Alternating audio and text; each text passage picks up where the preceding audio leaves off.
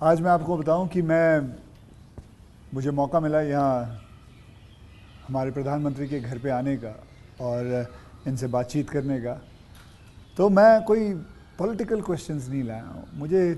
मुझे जानना है कि as a person, as a human being, एक इंसान के नाते हमारे जो प्रधानमंत्री हैं वो कैसे हैं, क्या खाते हैं, क्या बातचीत, मतलब उनकी पूरी दिन में जो सब चीज़ें होती हैं, मतलब पॉलिटिक को छोड़ के उसके बारे में मैं उनसे जानना चाहूँगा। तो सबसे पहले सर आपका बहुत बहुत धन्यवाद करना चाहता हूँ कि आपने मौका दिया है आपसे बात करने का। मुझे अच्छा लगा कि हम 24 घंटे राजनीति की बातों में ही उलझे रहते हैं, तो आपने हल्की फुल्की बातें और अपॉलिटिकल बातें करने के लिए इच्छा जताई है।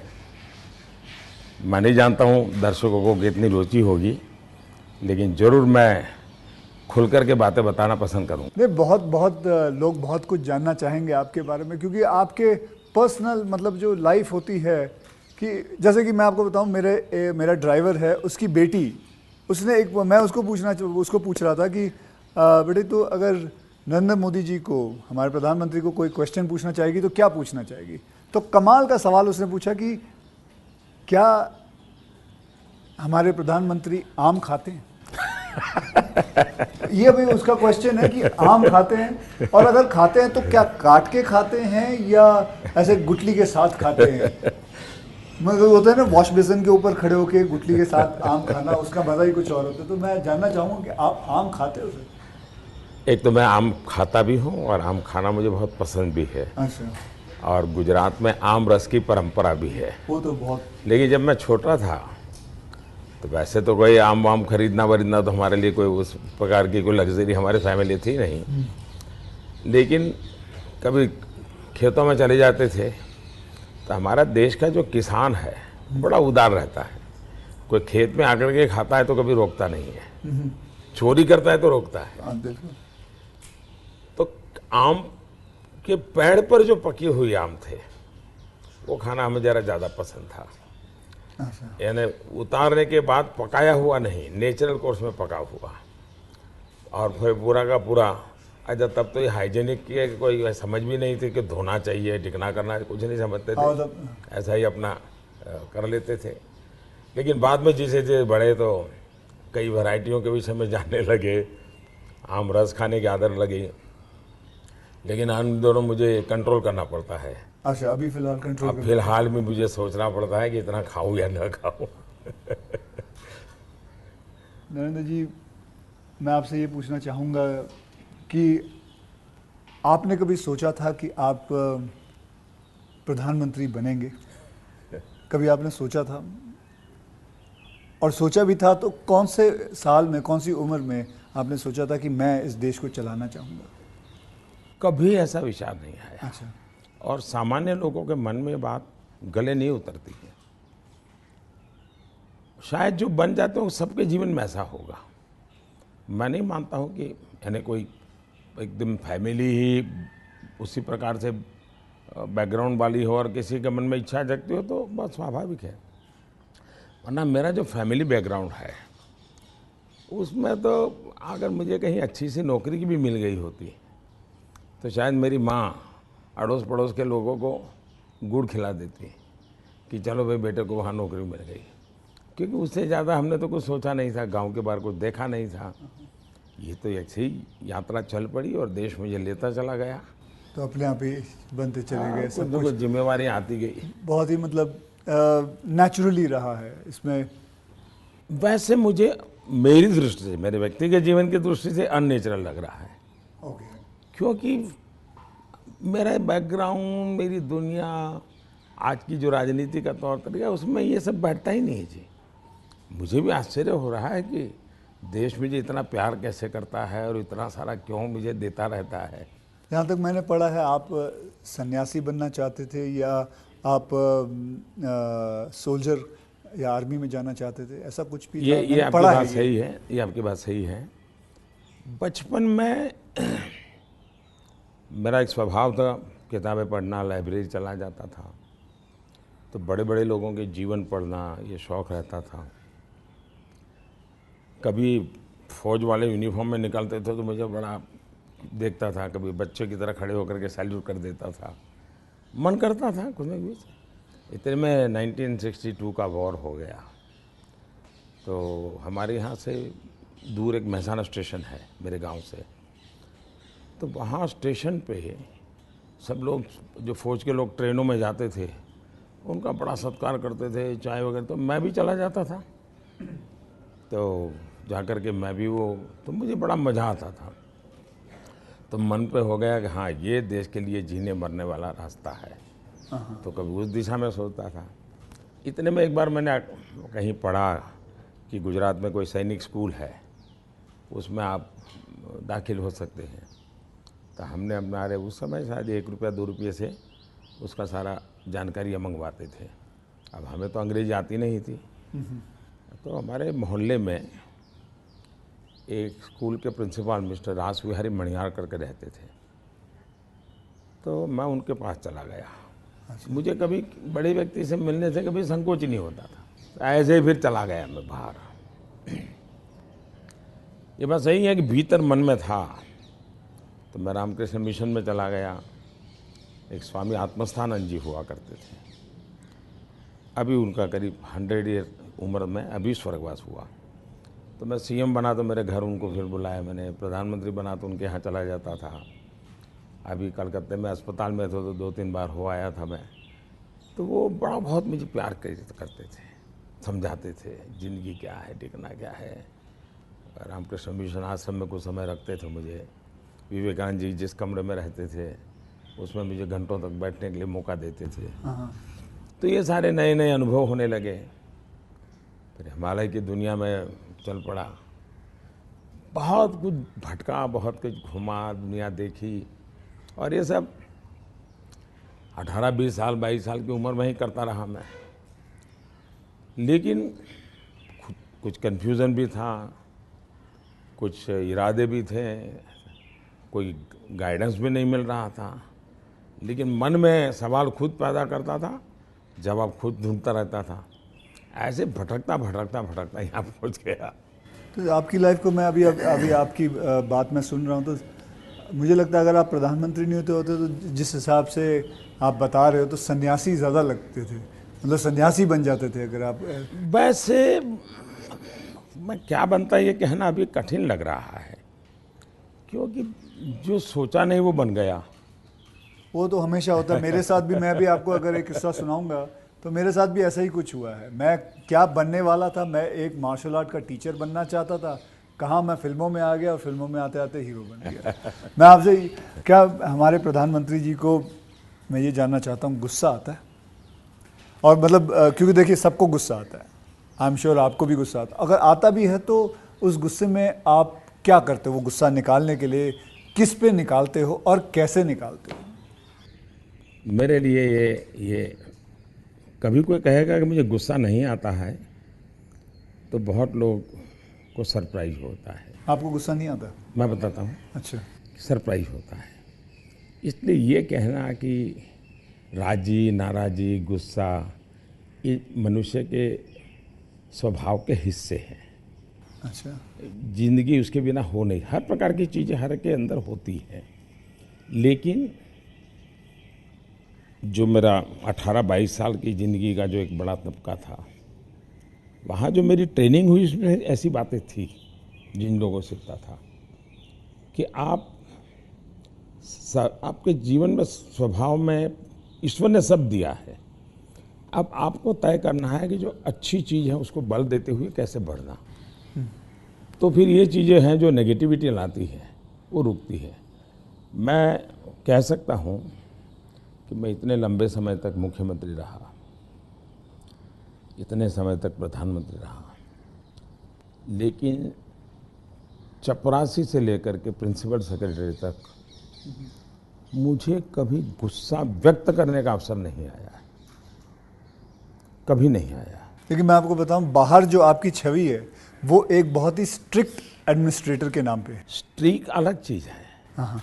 मैं स्ट्रिक्ट हूँ, डिसिप्लिन हूँ, लेकिन मैं किसी को नीचा दिखा करके अपमानित करके काम नहीं करता। मैं उसको प्रेरित करता हूँ। कभी कोई चीज़ है तो मैं खुद हेल्पिंग हैंड के रूप में खड़ा हो जाता हूँ। मान लीजिए कोई कोई ड्राफ्ट लेकर के आया, तो एक तो तरीका होता है भाई क्या ले आए हो, दूसरा होता है वाह ऐसा करें ना, ये अपन करें तो कैसा रहेगा, आपको क्या लगता है ये करे तो कैसा होगा। तो क्या होता है मेरी 10 मिनट पहले ही इन्वेस्ट हो जाती है, लेकिन वो मुझे समझ पाता है। तो अगली बार जब वो आता है तो मुझे मेरा समय ही नहीं जाता, वो मेरी कल्पना के अनुसार चीज़ लेकर के आ जाता है। तो एक प्रकार से मैं कोई लेके आता है तो उसमें से सीखता भी हूँ और सिखाता भी हूँ, और मैं अपनी टीम बनाता चल जाता हूँ।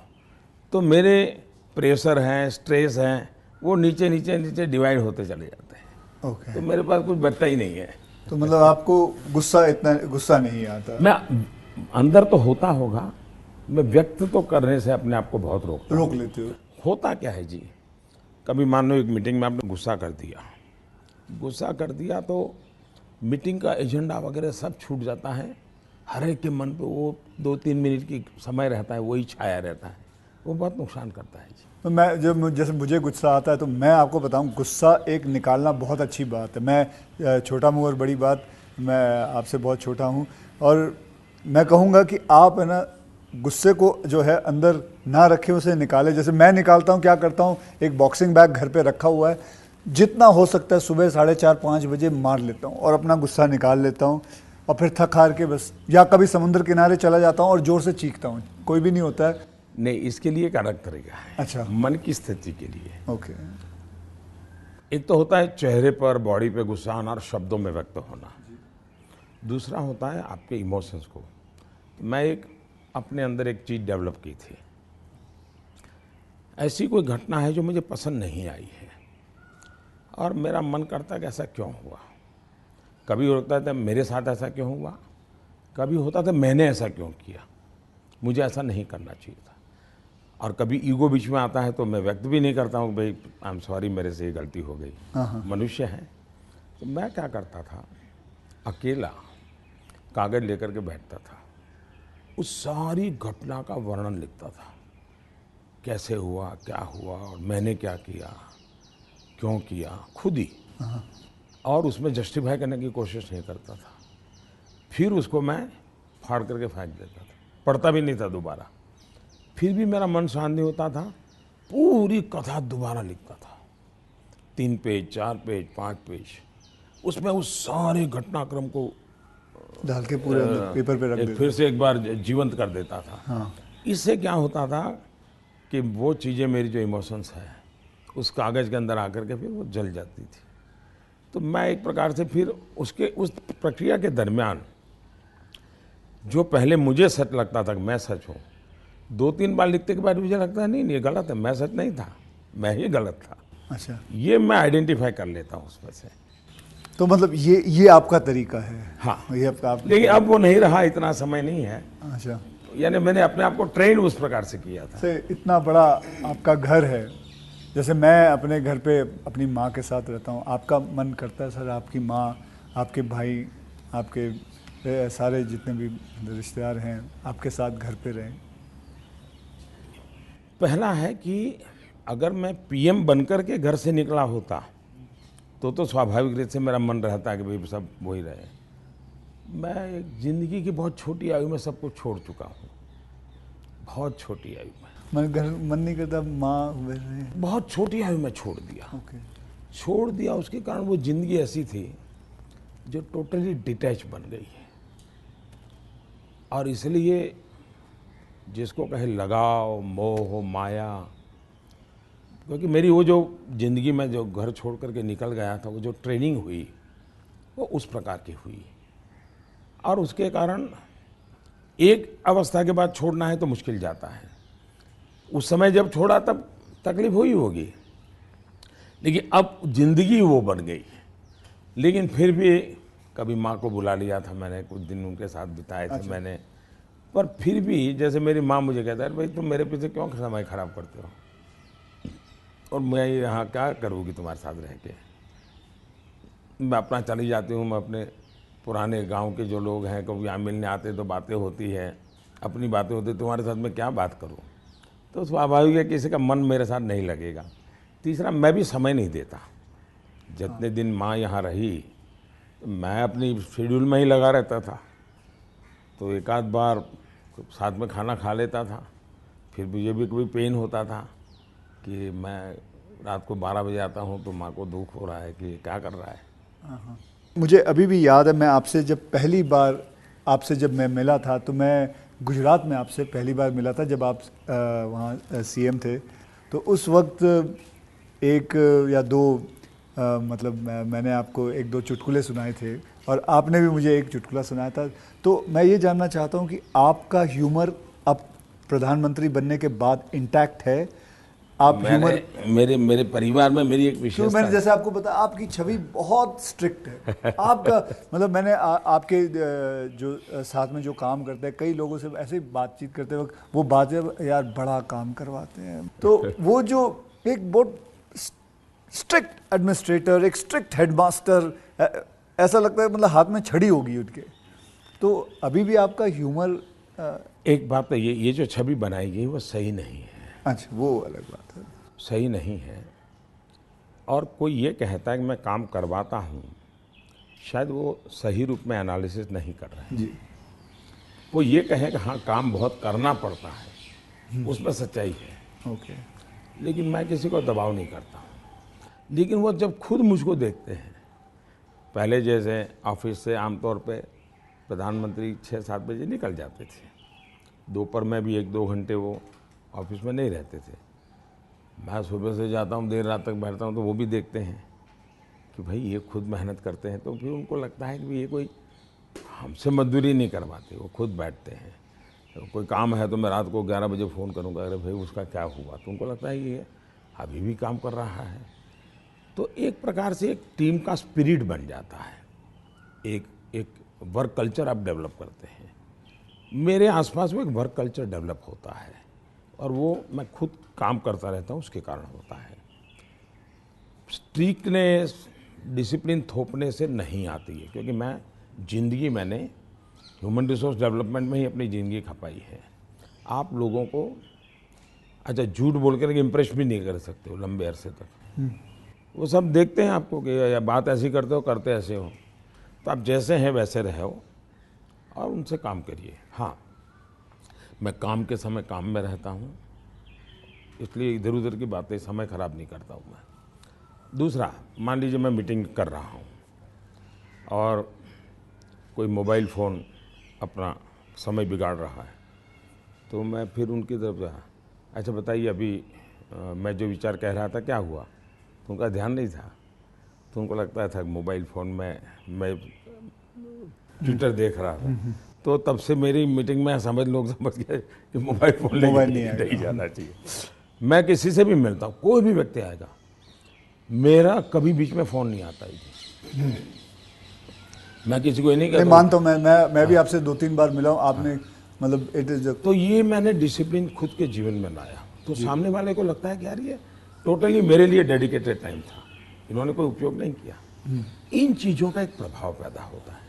जहाँ तक ह्यूमर का सवाल है, मेरे परिवार में हमेशा एक कल्पना थी, कभी पिताजी राजी नाराज़ी हुए हो, कभी छोटी मोटी हो, तो हमेशा मैं पूरे माहौल को एक आधे मिनट में हल्का कर देता था। ये मेरा एक स्वभाव था। आज भी मुझे वो करने का मज़ा आता है, शब्दों से खेलना वगैरह। पर अब क्या हो गया है जी, हर चीज़ के अलग अर्थ निकाले जाते हैं, आधा अधूरा वाक्य उठा करके उछाल दिया जाता है। तो अब डर लगता है कि कहीं जा कर के, इरादा वो नहीं होता है, हंसी मजाक कहावत सब होना चाहिए, लेकिन अब दुरुपयोग हो जाता है तो डर लगता है। आज ये सोशल मीडिया की वजह से लोग कोई भी शब्द कोई भी उल्टा सीधा करवा सोशल मीडिया के बजाय टीआरपी वाले, परेशानी टीआरपी वाले करते हैं। तो आप जरा अपना ह्यूमर को बचा के रखते हो, लेकिन अपने दोस्तों के साथ, आपके जो दोस्त हाँ, वो तो आज भी चलता है जी। मेरी कैबिनेट मीटिंग का ब्रीफिंग होता है, तो मेरे जो जूनियर अफसर हैं, वैसे वो बेचारे संकोच करते हैं, क्योंकि उनके लिए पीएम जो एक ऑरा बना हुआ है दुनिया में, वो तो बड़ा अलग है। मैंने वो ऑरा रखा नहीं है, मैं दोस्ताना करता हूँ, तो मैं उनको चुटकुले सुनाता रहता हूँ कभी कभी। तो ऑपोजिशन पार्टी में आपके कोई दोस्त हैं? बहुत दोस्त हैं, बहुत अच्छे दोस्त। आप अभी भी उनके साथ कभी चाय पीना? बहुत अच्छे दोस्त हैं, हम लोग साल में 1-2 बार साथ खाना भी खाते हैं। अच्छा। हाँ, अब खैर वो फॉर्मल होता है, क्योंकि लेकिन हम तो कहते हैं, कैमरा में देखते हैं, हम तो मीडिया के सामने, मीडिया जो दिखाती है हम तो वही देखते हैं, हमको तो पता ही नहीं एक होता बहुत ये। पहले की बात है, जी। तब तो मैं मुख्यमंत्री भी नहीं था, लेकिन किसी काम से मैं शायद पार्लियामेंट गया था और गुलाम नबी आज़ाद और मैं बड़े दोस्ताना अंदाज में गप्पे मार रहे थे। फिर हम बाहर निकलते तो मीडिया वालों ने पूछा, कह रहे यार आप लोग इतने पक्के दोस्त। तो मारते हो, फिर तुम तो बोले आरएसएस वाले हो, ये गुलाम नबी से तुम्हारी दोस्ती कैसे है? हाँ। तो फिर गुलाम नबी ने अच्छा जवाब दिया। हम दोनों खड़े थे, वो कहा देखो भाई, बाहर जो आप लोग सोचते हो ऐसा नहीं है, शायद एक फैमिली के रूप में हम लोग जितने जुड़े हुए हैं सभी दल के लोग, हाँ। वो शायद बाहर कल्पना नहीं कर सकते। आपको हैरानी होगी, और वैसे मैं ये बोलूँगा तो चुनाव में मेरा नुकसान भी हो सकता है लेकिन ये ममता दीदी हाँ। साल में आज भी मुझे एक दो कुर्ते वो खुद सिलेक्ट करने जाती है और मेरे लिए एक दो कुर्ते भेजती है। अच्छा, that is something very big to know about. Sir अच्छा, वो मिठाई भी, बांग्लादेश के प्रधानमंत्री हैं शेख हसीना जी, तो मेरा दौरा हुआ तो ऐसे ही बंगाली मिठाइयों की चर्चा चली, तो आज भी वो साल में 3-4 बार कोई न कोई बंगाली नई मिठाई होगी तो स्पेशली ढाका से मुझे भेज देती। अच्छा, वहाँ से। हाँ, स्पेशली बड़ा आग्रह करके। तो ममता दीदी को पता चला तो वो भी साल में 1-2 बार मेरे लिए कुछ न कुछ बंगाली मिठाई जरूर भेज देती है। मोदी जी, मैं आपसे एक बात जानना चाहूँगा। मैंने ये सुना है, जब मैं पिछली बारी आई थिंक पिछले साल मैंने ये सुना था कि जब आप गुजरात के सीएम से आप निकल के आप प्राइम मिनिस्टर जब बने थे, तो आपकी जो जमा पूंजी थी आपके बैंक में करीबन 21 लाख रुपए थे, और वो 21 लाख आपने अपने स्टाफ की बच्चियों के नाम पे एफडी या उनको बांट दिए थे। तो आज मैं जानना चाहूँगा, आप नहीं भी जवाब दे सकते हैं, आज आपका बैंक बैलेंस कितना है? एक तो ये आधी अधूरी बात है। अच्छा। आधी अधूरी इसलिए है कि जब मैं गुजरात से सीएम के रूप में निकला, वैसे मेरा कोई बैंक अकाउंट नहीं था। सीएम बनने के बाद एमएलए बना तो मेरा तनख्वाह आना शुरू हो गया। आपकी बैंक अकाउंट नहीं? उसके पहले नहीं था कुछ। अच्छा, हाँ। हाँ, एक बचपन में निकाला था, तो वो भी एक बड़ी लंबी कथा है। मेरी स्कूल में, वहाँ मेरे गांव में एक देना बैंक का ब्रांच खुला, तो स्कूल के अंदर वो देना बैंक के लोग आए थे। उन्होंने सब बच्चों को एक गुल्लड़ देते, कुल्लड़ बोलते, गुल्लक दिया और बच्चों को कहा भाई इसमें आपको पैसे डालना है और हर महीने बैंक में जमा कराना, आपके नाम से पैसा जमा होगा। तो हमने भी बैंक अकाउंट उसमें खुलवा दिया। अब हमारे गुल्लक में तो कुछ आया ही नहीं। अच्छा। आने वाला कुछ था ही नहीं तो क्या आएगा। तो हम तो कभी पैसा जमा नहीं कराया। अब गांव छोड़ के चले गए हम, बैंक में हमारा अकाउंट बना रहा, तो उनको हर साल वो कैरी फॉरवर्ड करना पड़ता था, लिखा पढ़ी करनी पड़ती थी। तो वो मुझे ढूंढते रहते थे कि इसका बैंक अकाउंट बंद करना है, इसको बुलाए कहाँ से। तो शायद 30-32 साल तक वो बना रहा और उनको कहीं पता चला बाद में कि मैं अब पॉलिटिक्स में हूँ, तो बैंक वाले मेरे पास आए, बोले साहब जरा सिग्नेचर कर दीजिए, आपका एक बचपन का बैंक अकाउंट पड़ा हुआ है, हमको बंद करना है। अच्छा। तो मेरी बैंक अकाउंट से दुनिया ये रही।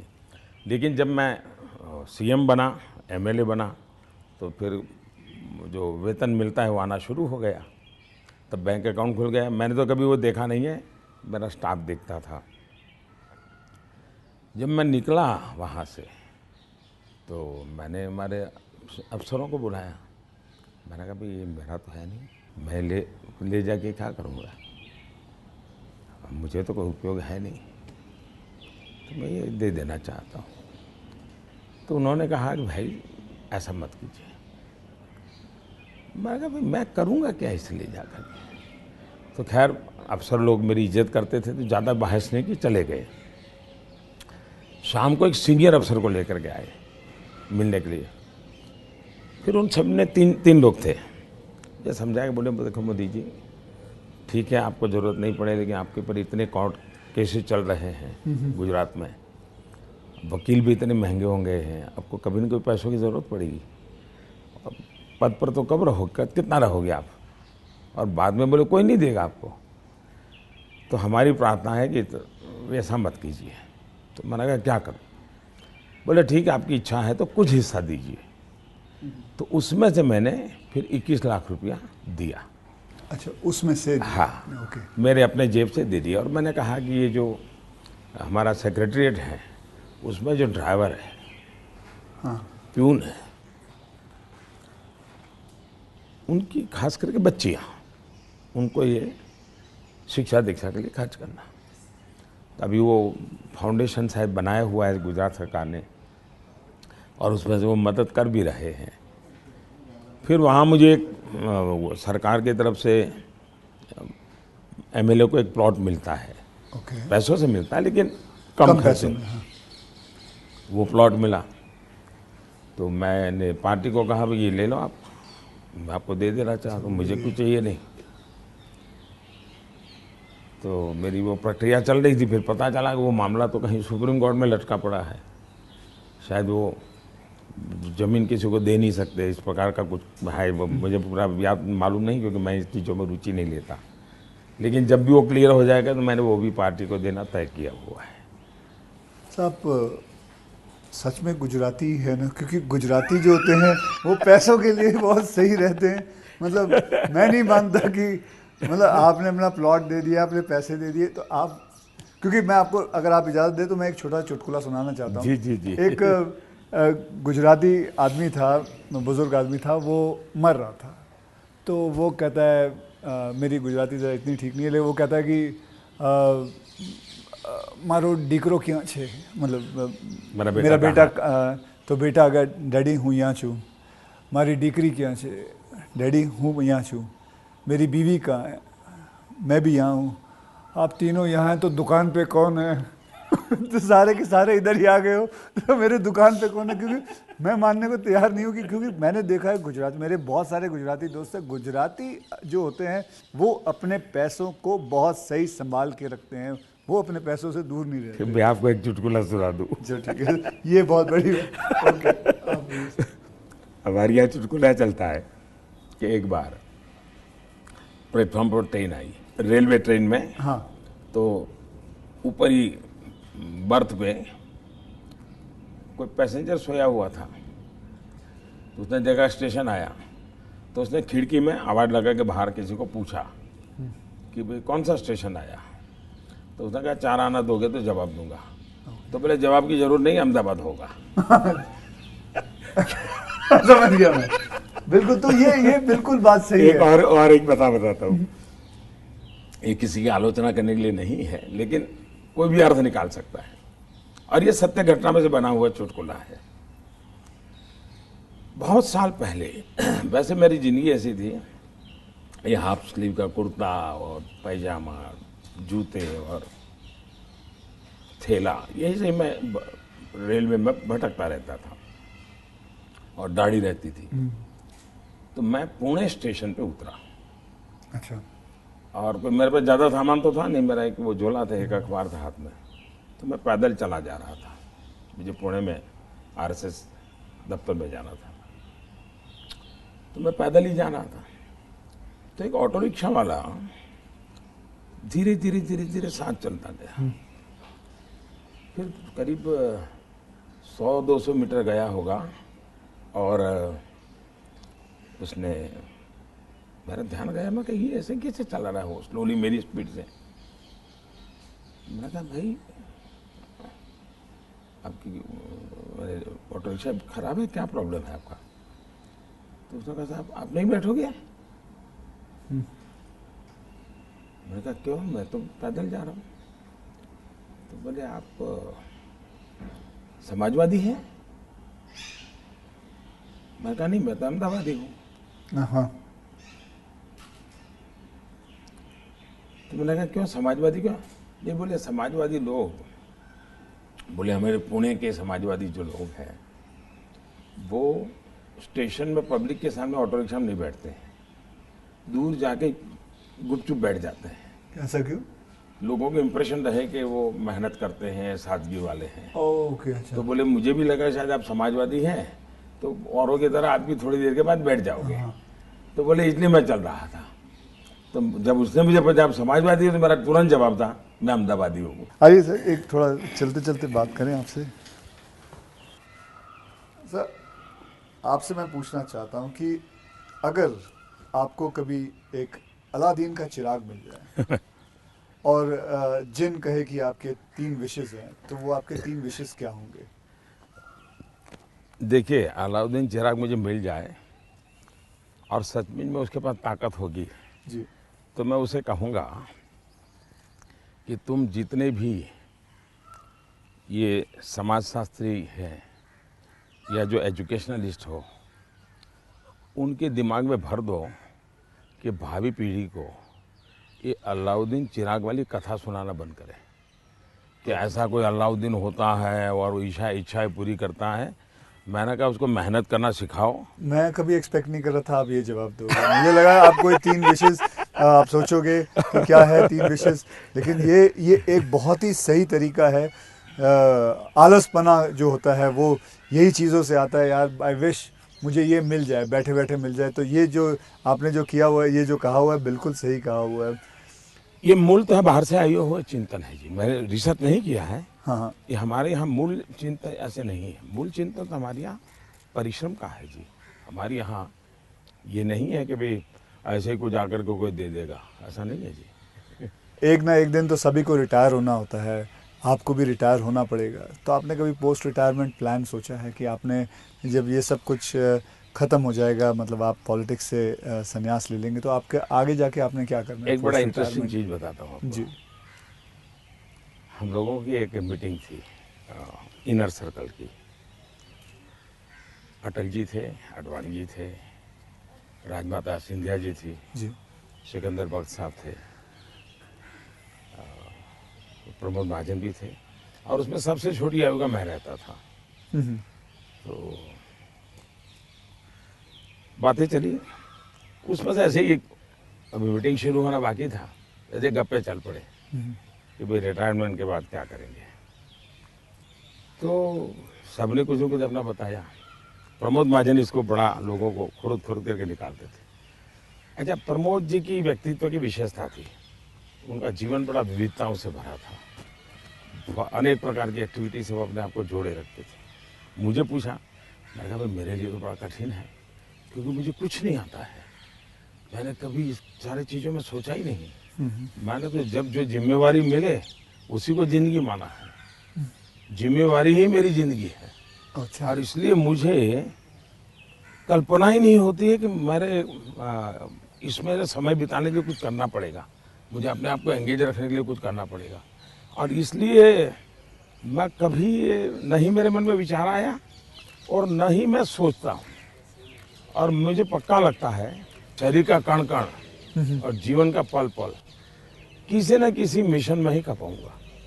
ये आपने सोचा हुआ है? ये शायद सोचना नहीं है जी, मेरे पास इसके सिवाय कुछ मुझे पर कौशल्य ही नहीं है। मैं जिस हिसाब से आप बताते हो कि मुझे लगता है आप ज़िंदगी में, मतलब जब सीएम से यहाँ जब पीएम बने थे, तो मैं ये जानना चाहूँगा कि सबसे वैल्यूबल चीज़ आप क्या लेके आए थे यहाँ, इस घर के अंदर सबसे वैल्यूबल चीज़ आपकी क्या रही थी? अगर मैं, वैसे ये पूरी बातचीत आपने पहले ही मुझे कहा कि भाई मैं तो कोई राजनीति की चर्चा करना नहीं चाहता, नहीं। लेकिन कुछ मात्रा में मैं कह सकता हूँ कि प्रधानमंत्री बनते समय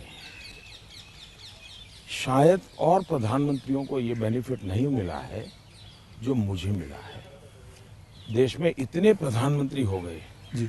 इतने प्रधानमंत्रियों को ये बेनिफिट नहीं मिला है जो मुझे मिला है। वो ये है कि मैं लंबे अरसे तक मुख्यमंत्री रह के आया हूँ और मैं गुजरात का लॉन्गेस्ट सर्विंग चीफ मिनिस्टर था।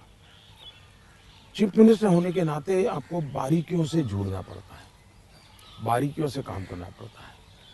आपको इश्यू आपके सामने सीधे आते हैं, सॉल्यूशन आपको सीधा करना पड़ता है। ये तजुर्बा शायद मेरे पहले के किसी प्रधानमंत्री को नहीं मिला। इतना सद्भाग्य नहीं मिला। देवगौड़ा साहब मुख्यमंत्री रहे थे, लेकिन बहुत अल्पकाल के लिए। मैं बहुत लंबा रहा हूँ। मैं समझता हूँ कि इसने मुझे देश की सेवा करने के लिए बहुत बड़ी संबल दिया, बहुत बड़ी ताकत दी है। ये मैं अपना एक मान सकता हूँ कि वहाँ से मैं लेकर के आया, ये जो देश के काम आ रहा है। आप जैसे मैं जानता हूँ, जैसे मैं आपके एक स्टाफ मेंबर से भी बात कर रहा था, आप 3 या 4 साढ़े 3 घंटे ही सोते हैं। मतलब 7 घंटे तो सोना एक अमूमन एक शरीर को चाहिए चाहिए, आप 3.5 घंटे ही सोते हो, ये 4 बात घंटे ये सोते बात आपकी सही है। मेरे जो जितने मेरे साथी हैं, मेरे जानने वाले लोग हैं, या हमारे जो अब सरकार में आया हूँ तो डॉक्टर भी रहते हैं, उन सबका मेरे से एक ही आग्रह रहता है कि मेरी नींद में बढ़ाऊं। राष्ट्रपति ओबामा जब मुझे मिले तो वो भी सबसे पहले मेरे से इस चीज़ के में उलझ गए। बोले मोदी जी क्यों ऐसा करते हैं आप? बोले मैं, हम दोनों अच्छे दोस्त हैं जी। तू तारी करके बुलाते हैं एक दूसरे को।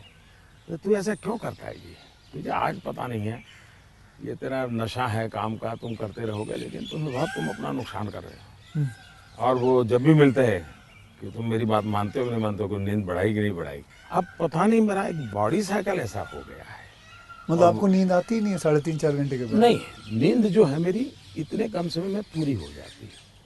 स्ट्रेस की वजह से तो आप उठ नहीं जाते हो कि अब मुझे काम नहीं करना नहीं है? नहीं नहीं नहीं, मैं इतना नॉर्मली देखा है आपने कि कोई भी व्यक्ति उठता है तो हाथ पैर इधर उधर करता है, आंखें ऐसे ऐसे करता है।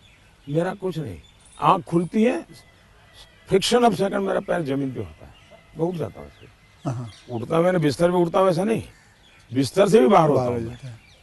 अब ये हो सकता है वो मेरी जो 18-22 साल के कालखंड में जिस जिंदगी को मैं जी रहा था जी। उसमें से शायद ये डेवलप हुआ है।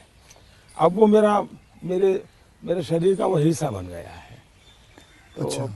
लेकिन मैं, जैसा आपने कहा रिटायर होने के बाद क्या करोगे, तो पहला काम मैं नींद कैसे बढ़ाऊं इस पर सोचूंगा। कहाँ बैठोगे आप?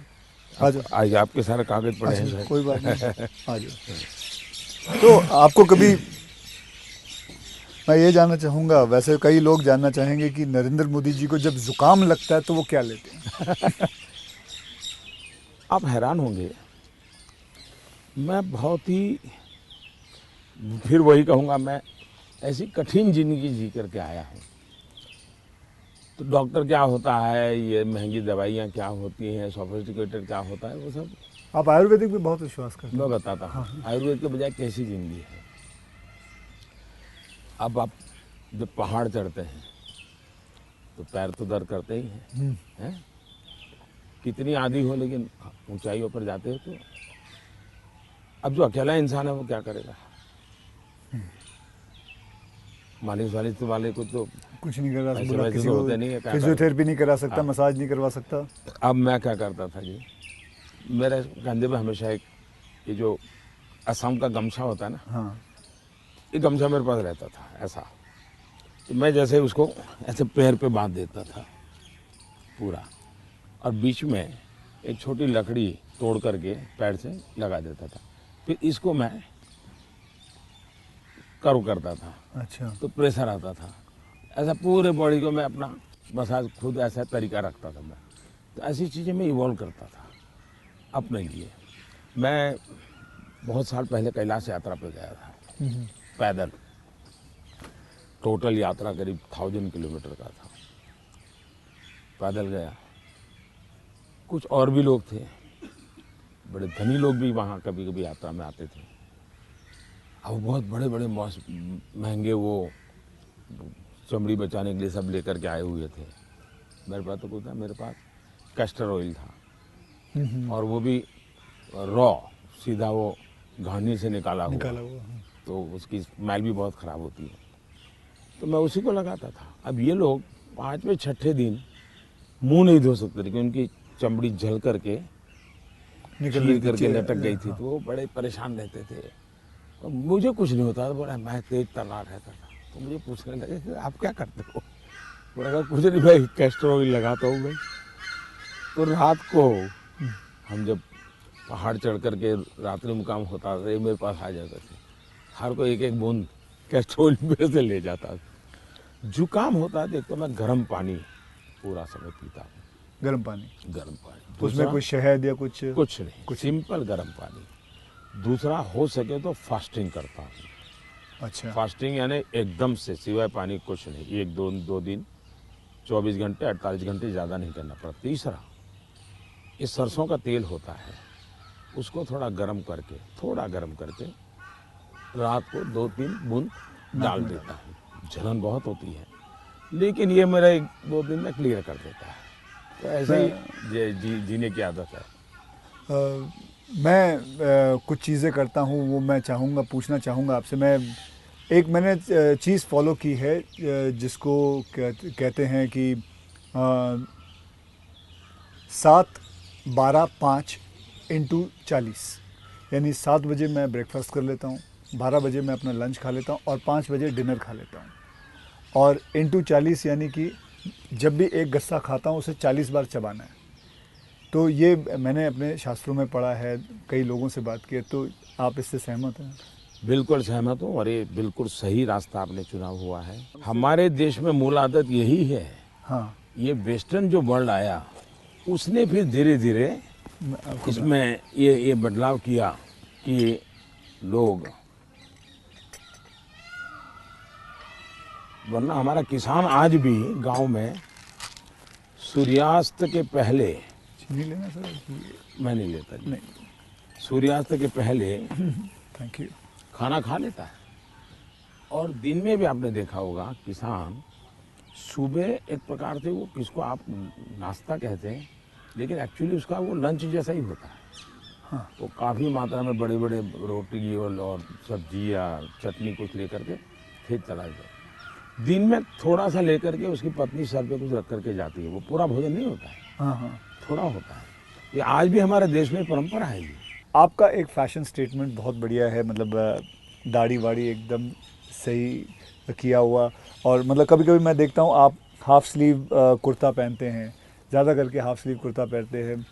तो ये जो फैशन, ये जो है, ये जो आपकी जो शेविंग और ये सब, क्या ये मतलब फैशन जो है ये आपने खुद ने किया है या आपने किसी को? आपने बहुत अच्छा सवाल पूछा।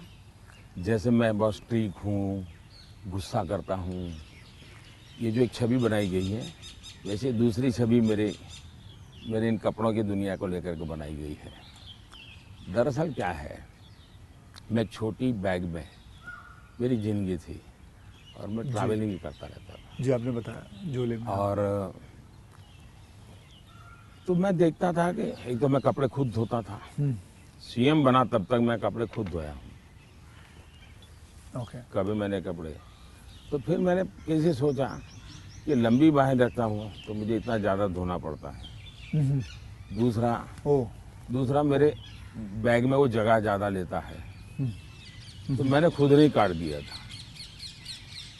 अच्छा, वो जगह ज़्यादा लेता है इसलिए आपने इसको मैंने काट दिया था। ओके। अब वो बात वो फैशन पर गया जी। ये बात सही है कि मैं ढंग से रहना, ये मेरी प्रकृति थी। शायद एक कारण ये भी था कि गरीबी के कारण कभी कभी इन्फीरियरिटी फील होती थी लोगों के बीच में। तो उसको ओवरकम करने के लिए शायद साइकोलॉजी पढ़ी होगी बचपन में, ऐसा मुझे लगता है। तो मैं क्या करता था, अब हमारे घर में वो प्रेस करने के लिए तो कुछ था नहीं, तो मैं ये बर्तन का जो लोटा रहता है उसमें कोयला भर देता था, गर्म कोयला, और उसी से कपड़ों को प्रेस करता था और पहन के जाता था। लेकिन जूते नहीं थे। तो मेरे एक मामा एक दिन आए घर पे, तो पता नहीं उनका मन कर गया, तो उन्होंने मेरे लिए जूते ला दिए। तो एक कैनवास के सफ़ेद जूते हैं ना जी, हाँ, छोटे से, शायद उस समय तो 8-10 रुपये मिलते होंगे, वो ले आए। तो मैंने देखा थोड़े दिन में तो वो गंदे होना शुरू हो गए। तो मैं क्या करता था, क्लासरूम में सब बच्चे चले जाते थे, मैं रुका रहता था, और टीचर जो ब्लैक बोर्ड पे लिखता है ना, तो बाद में जो छोटा चॉपस्टिक का टुकड़ा रह जाता है वो ऐसे ही फेंक देता है। हाँ हाँ हाँ हाँ हाँ। तो मैं उसको इकट्ठा करता था, वो चॉपस्टिक के टुकड़े, वो ले आता था और हर दिन सुबह चॉपस्टिक जूतों पे लगा देता था। हाँ हाँ हाँ, मैं समझ गया। और डेली ये मैंने कई बार आपसे मिला हूँ, आप घड़ी जो है हाँ।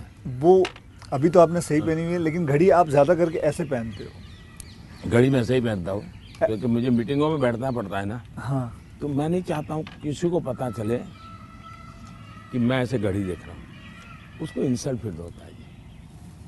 अच्छा। तो मैं उसके सम्मान के लिए हमेशा कॉन्शियस रहता हूँ कि ऐसे चोरी छुपे से घड़ी देख लेता हूँ।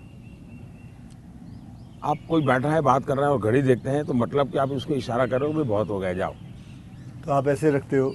हाँ, तो ये मेरे मन में ऐसा है कि ये किसी का एक प्रकार के हिडन वे में है। मतलब बहुत माइन्यूटली आप लेकिन आप मानते हो, मैंने आपको ऑब्जर्व किया कि आप घड़ी उल्टी पहनते हो। मैं देखा था कई बार देखा आपने कि आप घड़ी उल्टी पहन के। आपने सही देखा। मोदी जी, मैं आपसे ये जानना चाहूँगा कि ये जो सोशल मीडिया का आजकल तो पूरा ज़माना है एंड मैंने देखा है कि आप काफ़ी एक्टिव रहते हैं, लेकिन जो आपको लोग प्रश्न पूछते हैं या लोग आपसे बात करते हैं, तो आप खुद देखते हो ट्विटर या इंस्टाग्राम, ये सारी चीज़ें आप देखते हो सर? मैं ज़रूर देखता हूँ और एक प्रकार से उससे मुझे बाहर की बहुत प्रकार की जानकारियाँ मिलती हैं जी। और मैं आपका भी ट्विटर देखता हूँ और ट्विंकल खन्ना जी का भी ट्विटर देखता हूँ। और कभी कभी तो मुझे लगता है कि वो जो मेरे पर गुस्सा निकालती है ट्विटर पे, तो उसके कारण आपके पारिवारिक जीवन में बड़ी शांति रहती होगी। उनका पूरा गुस्सा मेरे पर निकल जाता होगा। हाँ। इसलिए आपको बड़ा आराम रहता, सुकून मिलता होगा। तो मैं आपके लिए इस प्रकार से काम आया हूँ, खास करके ट्विंकल जी के लिए। और शायद ट्विंकल जी को पता नहीं होगा, उनके नाना जी चिनू भाई, चिनू भाई, उनसे मैं मिला था। अच्छा, ये तो बहुत पहले। की बात। और कारण क्या था, ये बड़ा इंटरेस्टिंग है जी। गुजरात में एक बहुत बड़ा अकाल पड़ा था, तो हम लोग कुछ न कुछ सामाजिक काम करते थे। उसमें हम लोगों को ये बटर मिल्क के केंद्र चलाते थे, छाछ पीने के लिए गर्मी में लोगों को। हाँ, बटर मिल्क, तो वो मूल सुरेंद्रनगर जिले में हम बहुत बड़ी मात्रा में करते थे। तो उस एक कार्यक्रम में मुंबई में एक सज्जन थे, मिठाई के बहुत बड़े व्यापारी थे, नाम तो मैं भूल गया, वो उनको लाए थे और उन्होंने डोनेशन भी दिया था। और हमने ऐसे छाछ केंद्र चालू किए थे बटर मिल्क के, बहुत बड़ी मात्रा में। जैसे पानी की परब रहती है वैसे छाछ की परब रहती थी और हर गरीब व्यक्ति वो। तो उस समय मैं उस सेवा के काम में लगा था और उस समय इनके नाना जी वहाँ आए थे, तो उस समय मेरी उनसे मुलाकात हुई थी। तब मुलाकात, काफ़ी बातें हुई थी उनके साथ, तो मेरा उस प्रकार से उनसे परिचय रहा है। तो आप मतलब खुद भी पढ़ते हो और लोगों को? बिल्कुल, मैं पढ़ता भी हूँ और मज़ा लेता हूँ। आपको वैसे मैं जब आप अपने ऊपर कोई मीम्स बने हुए देखते हो, जो सोशल मीडिया पे मीम्स आते हैं, तो वो मीम देख के आपको हंसी आती है? वैसे आपने कहा गुस्सा तो आता नहीं ज़्यादा करके, लेकिन वो जो मीम्स आप देखते हो तो आपको कैसा लगता है? जैसे देखो, मैं कुछ 4-5 मीम लेके आया हूँ, ये देखिए। ये लिखा है, this T seller can give nation unity, equality, safety, prosperity. तो ये एक है। इसमें लिखा हुआ है, चटनी के बिना ढोकला है बेकार, अब की बार मोदी सरकार। ये देखिए, मेरे ही सारे फ्रेटर्निटी के लोग आए थे, आपसे मिले तो सबके चेहरे पे यहाँ लगा दिया है जय श्री राम। ये आपने देखा कभी? ये मैंने नहीं देखा, ये आज देख रहा हूँ। अच्छा, ये नहीं देखा आपने? तो ये रोहित शेट्टी जो है, ये एक्शन डायरेक्टर हैं, मीट्स नरेंद्र मोदी जी, और अगले दिन आपको उन पर इतना असर पड़ा, सीधा मोटरसाइकिल लिया आपने, निकल पड़े। तो ये मीम देख के आपको कैसा लगता है? मैं एंजॉय करता हूँ। मैं उसमें मोदी को कम देखता हूँ, क्रिएटिविटी को ज़्यादा देखता हूँ। तो मुझे उस क्रिएटिविटी के प्रति, यानी मेरा घोर भी विरोध होगा, मुझे बड़ा मजा आता। क्या बड़े सटीक तरीके से कहा उसने। मतलब बहुत अच्छी क्रिएटिविटी उनकी है, मतलब क्या सोचते हैं ये लोग, और यूं झटके में सोचते हैं। हाँ, फ्रिक्शन ऑफ सेकंड जी। मैं आपको बताऊं, आप और मैं भी बात कर रहे हैं, जब सोशल मीडिया का ये सबसे बड़ा बेनिफिट मुझे ये है कि मुझे कॉमन मैन की जो सेंस है, हाँ, उसकी जो क्रिएटिविटी है, उसका एनालिसिस है, ये समझने में बड़ा। वरना क्या होता है, ये बनी बनाई लोगों की जो परोसी हुई चीज़ होती थी जी, 5 स्टार फूड जैसा होता था वो, ये एक प्रकार से फुटपाथ पर का जो चने चबेने और पकौड़ा होता है, हाँ हाँ। वैसा सोशल मीडिया का मटेरियल होता है। फिनिश नहीं होता, लेकिन उसमें से आपको सच्चाई हाथ लग जाती है। मैं तो ये वेट कर रहा हूँ जब ये आएगा तो इसके ऊपर भी बड़े मीम्स बनेंगे। हाँ, इसके ऊपर भी बड़े मीम्स बनेंगे। तो आप तो खैर तैयार है। मैं मुझे मेरे लिए पहली बार होगा ये, मतलब। कुछ लोग होते हैं इंटेंशन से आपको चुभे इसलिए करते हैं, जी। जानबूझ करके। उस समय आपने अपने आप को संतुलित रखने से उसके सारे इरादे फेल हो जाते हैं हाँ हाँ। और वो उसकी नींद हराम कर देते हैं।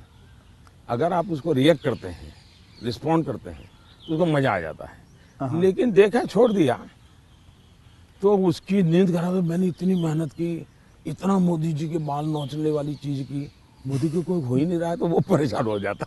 हाँ, फिर वो अपना बंद भी कर देता है थोड़ी देर बाद। ये भी बात सही है। बस सर, आपसे बात करके मुझे बहुत बहुत मज़ा आता है। आपसे मैं 2-3 बार पहले भी मिल चुका हूँ और आज मुझे मौका मिला है आपसे वार्तालाप करने का, आपसे बातचीत करने का। तो बहुत अच्छा लगता है as a human being, and not as a prime minister, as a human being. You are a lovely person, you are a person जिसने ज़िंदगी में सब कुछ देखा है, झेला है, पाया है और खोया भी है, और सैक्रिफाइस आपकी ज़िंदगी के। ये मेरा एनालिसिस है जो मैं आपसे अभी बात करके ये मेरा एनालिसिस है कि आपकी ज़िंदगी के आपने बहुत सैक्रिफाइसेस भी किए हैं। So we are glad, I am glad that मुझे ये मौका मिला है आपसे बातचीत करने का। क्या आप मंथली आपकी जो सैलरी में से कुछ आप अपनी माता जी को भेजते हैं? ऐसा है कि हमारी माता जी खुद मुझे देती हैं आज भी।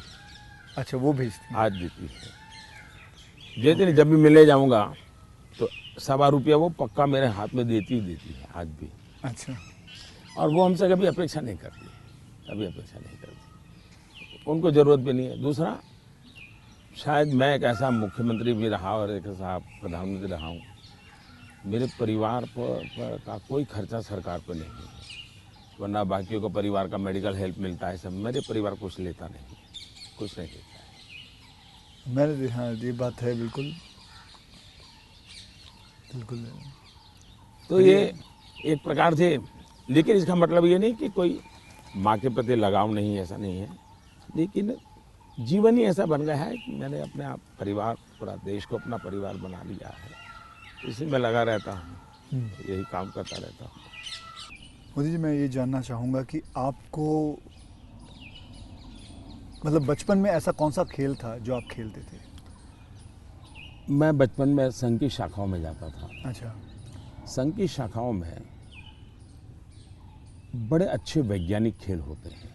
अच्छा। बड़े वैज्ञानिक, जिसमें टीम स्पिरिट आए, जिसमें जैसे एक खेल होता है, ये सब सर्कल में बैठते हैं, फिर जो ये हमारा लीडर होता है वो पूछता है कि आपकी राइट साइड पे जो बैठा है उसकी एक क्वालिटी बताओ।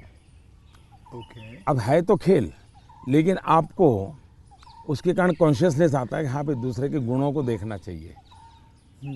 अब खेलते खेलते ही डेवलपमेंट होता है इंसान का, और इसलिए मुझे बचपन में संघ की शाखाओं में खेलों के द्वारा टीम स्पिरिट क्या होती है, रिस्पॉन्सिबिलिटी शेयर करना क्या होता है, ये खेल है संघ में, बहुत बढ़िया खेल है। वो परंपरागत खेल है, कोई संघ वालों ने ढूंढे ऐसा मैं नहीं कह रहा हूँ, ये बहुत बहुत काम आते हैं। दूसरा, मैं योगा से ज़्यादा जुड़ गया, फिजिकल एक्टिविटी के रूप में कहे तो। लेकिन मैं इंडिविजुअल खेल के बजाय ग्रुप वाले खेल को हमेशा पसंद करता रहा, क्योंकि वो एक प्रकार से आपके व्यक्तित्व को अलग से डेवलप करते हैं। जो इंडिविजुअल खेल होता है वो आपको एक अलग प्रकार का डेवलपमेंट करता है। वो गलत करता है ऐसा मैं नहीं कह रहा हूँ, लेकिन अलग प्रकार का। टीम के अंदर खेलने से अलग प्रकार का होता है, आपको एडजस्ट करना पड़ता है, आपको साथ चलना पड़ता है, आपको किसी की लीडरशिप करनी होती है, आपको सबॉर्डिनेट को संभालना होता है। तो ज़िंदगी जीने के लिए ग्रुप वाले गेम्स खेलने चाहिए। ओके। इंडिविजुअल कितना ही हम बड़े चल जाएं, लेकिन ग्रुप वाले खेल जरूर खेलना चाहिए, ये मेरा मत रहता है। जी, आपने कभी गुल्ली डंडा खेला है? बिल्कुल खेलता था गुल्ली गाँव डंडा में। खेलते? हाँ हमारे यहाँ गांव में खेलते थे, फिर कंचे खेलते थे। हाँ, लेकिन ज़्यादातर मैं तैरने के लिए चला जाता था, मुझे पानी पसंद था, अच्छा। तो तैरने के लिए चला जाता था। दो कारण थे, एक तो मेरे परिवार के सारे कपड़े मैं धोता था, परिवार के सभी सदस्यों के। अच्छा। तो तालाब में ही पानी था, तो हम तालाब में चले जाते थे, तो उसके कारण स्वाभाविक मेरा स्विमिंग सीख गया, तो मैं बहुत घंटों तक स्विमिंग कर लेता था। हाँ। तो मेरे शरीर के जो अगर मूलभूत कहें कि डेवलपमेंट, बॉडी डेवलपमेंट जिसको कहें, वो शायद स्विमिंग से हुआ है। वो गांव वाला स्विमिंग जो जी समझ गया। अपने गांव में तालाबों में, नहर हो गई, तालाब हो गया वहाँ हाँ, की। उसी में। मुझे अभी याद है आपका, मैंने एक यूनाइटेड नेशन में एक पहली जो स्पीच देखी थी आपकी, आई थिंक 2014 में दी थी मैं प्रधानमंत्री बना और सितंबर में गया था। सितंबर में गए थे। तो आपने जब आपने इतने सारे स्पीचेस दिए हैं हिंदुस्तान में, तो वो आपका पहला स्पीच था जो वर्ल्ड वाइड पूरी दुनिया। तो वर यू नर्वस? क्या मेरे प्रधानमंत्री नरेंद्र मोदी जी नर्वस थे उस दिन? मेरा प्रॉब्लम ओवर कॉन्फिडेंस का है। अच्छा, उल्टा था? उल्टा था। और हुआ क्या कि मैंने मन में सोचा था कि ये मेरा फ्रेमवर्क रहेगा बोलने का। जब जहाज़ में यहाँ से जा रहा था, हमारे अफसरों ने मुझे ब्रीफिंग भी किया था। जब मैं अमेरिका पहुँचा तो हमारी फॉरेन मिनिस्टर सुषमा जी, उनकी मीटिंगें ज़्यादा होती थी, तो उनको पहले जाना पड़ता है, तो पहले गई हुई थी। तो पहुँचने के बाद ही मेरा कोई दूसरे दिन कार्यक्रम था, तो मेरा नेचर है, मैं होटल से उतरता हूँ तो पहले मीटिंग ही कर लेता हूँ। तो ब्रीफिंग के लिए सब बैठे थे, तो सुषमा जी ने पूछा कि साहब आपका भाषण वगैरह, मैंने कहा कर लेंगे, क्या है।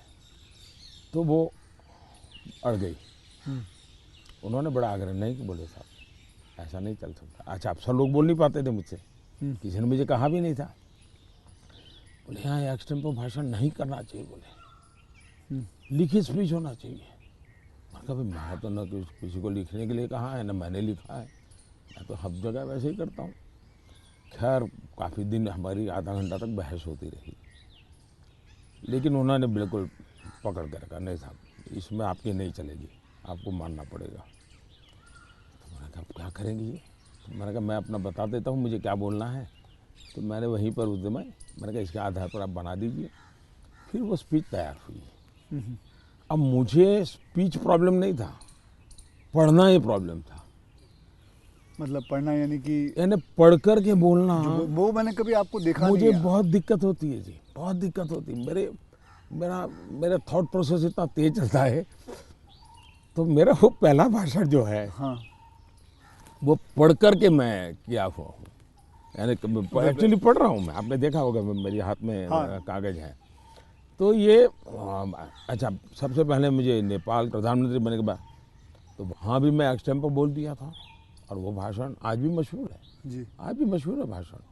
नेपाल में पहला भाषण था। तो एक्सटेम्पो वाला भाषण आपका हमेशा, मैंने कभी वैसे देखा नहीं तो आपको। मेरे लिए फिर वो ये इस प्रकार की जो मीटिंगें होती हैं उसमें ये बहुत आवश्यक हो गया। बाद में मुझे भी ध्यान में आया कि भाई ये देश का मसला होता है, कोई इधर उधर शब्द न चला जाए।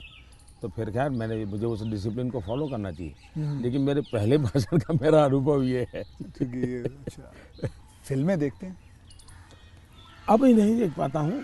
लास्ट फिल्म कौन सी देखी? लेकिन मेरे गांव में एक थिएटर था जी। और मेरा एक दोस्त था दशरथ करके, उसके पिताजी थिएटर के बाद सिंह चना बेचते थे। अच्छा। और हम गांव वाले उनको लक्ष्मण भाई थिएटर वाला बोलते थे। वो बेचते थे तो चना से, तो उनसे हमारा परिचय था।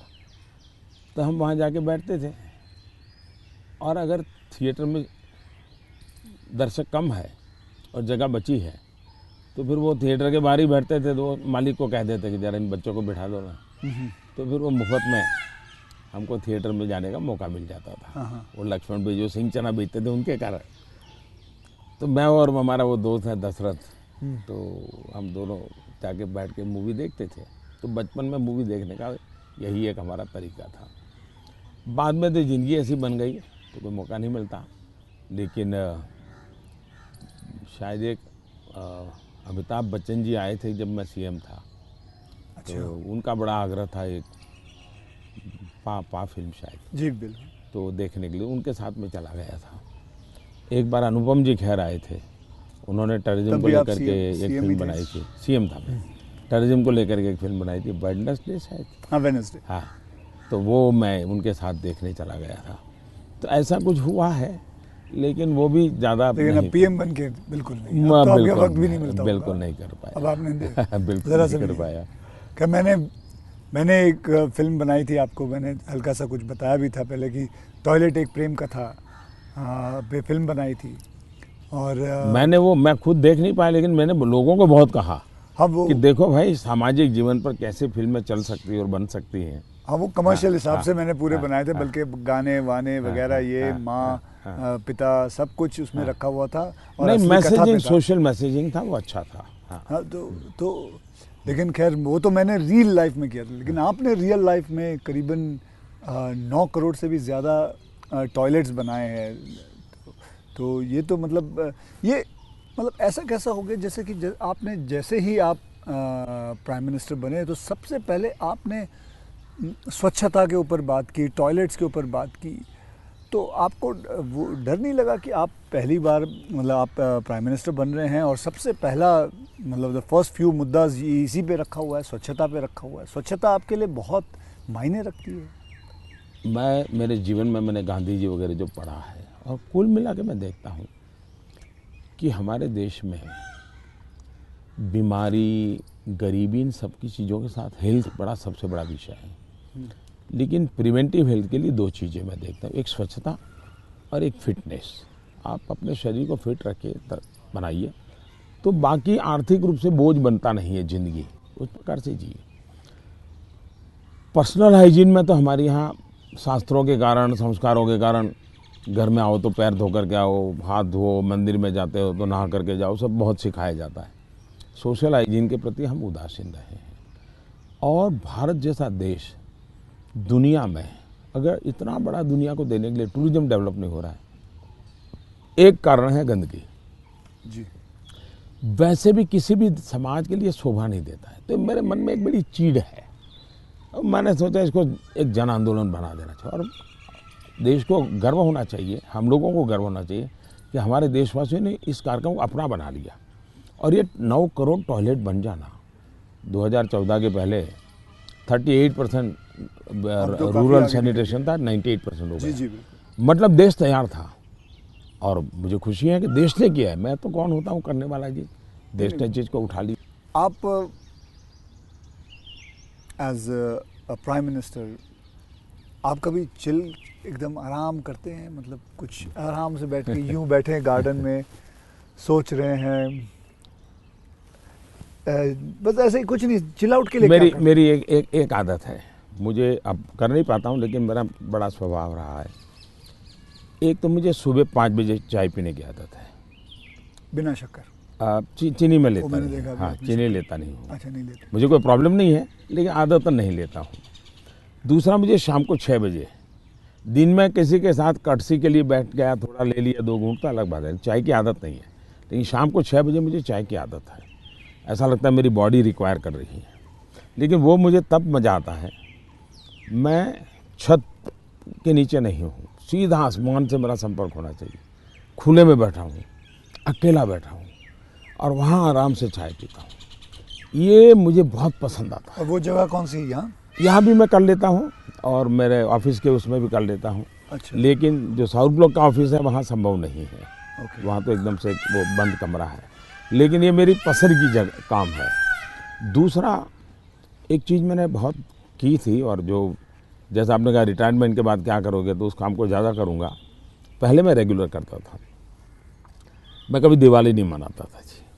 अच्छा। नहीं, मैं दिवाली में 4-5 दिन कहीं चला जाता था,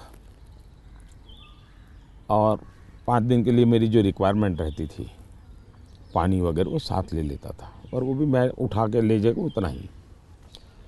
और मैं पहले रिसर्च करके रखता था, कहीं जंगलों में कोई जहाँ इंसान न हो, लेकिन पीने के लिए शुद्ध पानी अवेलेबल हो, ऐसी जगह ढूंढता था, और वहाँ जाके मैं रहता था।